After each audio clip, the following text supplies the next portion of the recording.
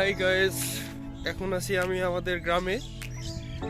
এটা সিরাজগঞ্জ জেলার রায়গঞ্জ থানার একটি গ্রাম। আমাদের গ্রামের নাম দেরাগাতি।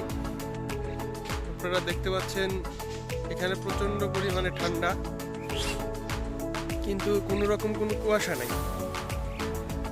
আর আমি আছি আমাদের গ্রামের মাঠে। এখানে হলুদ ফুলের সমারোহ, এটাকে সরিষার ফুল বলা হয়। পুরো মাঠ বিস্তৃত হয়ে আছে এই ফুলের।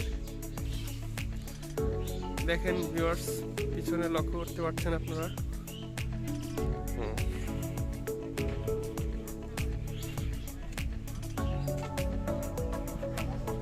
কুয়াশাক্ত ছিল,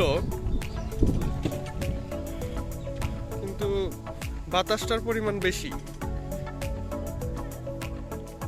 যার কারণে আজকে ঠান্ডার পরিমাণটাও বেশি। তো ডাজেন্ট ম্যাটার, আস্তে আস্তে আমি আমার বাড়ির দিকে যাচ্ছি।